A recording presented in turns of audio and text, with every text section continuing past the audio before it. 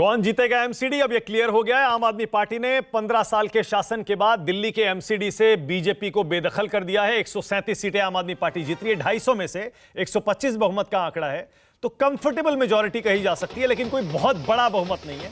BJP ने 15 साल के बाद भी अगर 250 में से 100 सीटें जीती हैं, इसका मतलब यह है कि दिल्ली की जनता का मोह भंग पूरी तरह से नहीं हुआ है बीजेपी से। लोकल लेवल पर भी कांग्रेस 9 सीटें, पिछली बार से और खराब, अदर्स 4। इसका मतलब दिल्ली की एमसीडी में भी अब क्लियर, साफ तौर पर आमने सामने की लड़ाई बीजेपी और आम आदमी पार्टी की हो गई है। कल आने गुजरात और हिमाचल के रिजल्ट। अब जरा सोचिए, गुजरात, हिमाचल और दिल्ली, इन तीनों नतीजों को मिलाकर अगर देखेंगे तो फिर कैसा रहेगा। फिलहाल जो रुझान जो ऊपर देख रहे हैं, उनके साथ साथ नतीजे भी देख लीजिए। जो ऊपर आप देख रहे हैं वो रुझान है, उनमें नतीजे इंक्लूडेड हैं। और जो नतीजे अलग से देखेंगे तो उसमें फिलहाल खबर आ रही है कि 177 सीट्स के रिजल्ट डिक्लेयर हो चुके हैं। 97 पर आप जीती है और 75 पर बीजेपी जीती है, यानी ये मुकाबला करीबी है।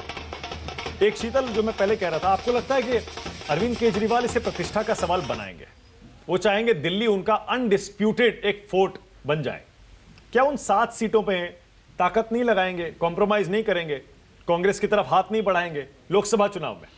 देखिए, लोकसभा चुनाव में हम लोग जो चुनाव के दौरान जहाँ जहाँ जाते हैं, और बहुत सारे जितने भी पत्रकार जाते हैं या सर्वेक्षण वाले जाते हैं, एक बात हमें मिलती है दिल्ली में लगातार, वैसे ज़्यादातर जगहों पर देश में मिलती है, कि जब मोदी जी का नाम आता है, मोदी जी की रेटिंग्स जो है 50% से भी ज़्यादा ऊपर है।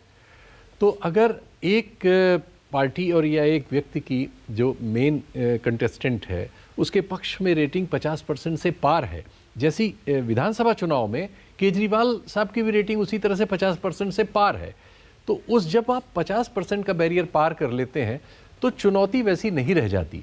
तो ये बहुत मुश्किल है लोकसभा में मोदी जी को दिल्ली में भी हराना। कोशिश तो करेंगे, नहीं बिल्कुल करेंगे, लेकिन अभी जो चीज़ बिगड़ी है, जो इस चुनाव में अभी जो मुझे परसेंटेज आ रहा है, मेरे पास थोड़ा बहुत आया, अभी डिटेल्स बिल्कुल कंप्लीट नहीं है, तो हो सकता है कुछ एक्यूरेसी में उसके फ़र्क हो। शायद 41-42% के आसपास कहीं आम आदमी पार्टी को मिल रहा है, 36-37% के आसपास कहीं बीजेपी को मिल रहा है, 4-5% का गैप है। अब आम आदमी पार्टी को 54% के आसपास मिला है विधानसभा चुनाव में। तो आम आदमी पार्टी इसके बावजूद कि ये चुनाव जीत रही है, लेकिन वो करीब 12-13% वोट उसका कम हो रहा है। ये वोट ले गई हैं कांग्रेस पार्टी को जा रहा है। इसका मतलब दिल्ली की जो माइनॉरिटीज़ हैं, कम से कम उसमें अब कांग्रेस ने इनसे ज़्यादा विश्वास हासिल कर लिया है। ये एक एरिया है जिससे उन्हें एड्रेस करना होगा, क्योंकि उनकी अपनी पॉलिटिक्स में वो इसको लूज़ कर रहे हैं। दूसरे, वो दलित वाला इशू भी उन्होंने एक बीच में लूज़ किया था। अगर वो 2 इशू बड़े हो जाएंगे तो आम आदमी पार्टी के लिए मुश्किल होगी, क्योंकि वो जो बीजेपी को जो वोट देने वाला सेक्शन है, वो सोशल सेक्शन से अभी कोई हम नहीं देख रहे हैं कि उसमें से कोई हिस्सा आम आदमी पार्टी की ओर आ रहा है। आम आदमी पार्टी के पास वही आ रहा है जो बीजेपी के खिलाफ वाला हिस्सा है, उसमें से आ रहा है। तो अगर उसमें डिवीजन होगा, तो चाहे जैसे कांग्रेस में डिवीजन हो जाता है तो कांग्रेस हारती है, तो अगर यहाँ होगा तो आम आदमी पार्टी को मुश्किल होगी, बहुत मुश्किल नहीं, लेकिन। नमस्कार, मैं हूं मानक गुप्ता। अगर आपको हमारा ये वीडियो पसंद आया हो तो इसे लाइक और शेयर जरूर करें, और हां, हमें सब्सक्राइब और फॉलो करना ना भूलें, ताकि आप देश और दुनिया की कोई खबर मिस ना करें। तो जुड़े रहिए हमारे साथ और देखते रहिए न्यूज़ 24।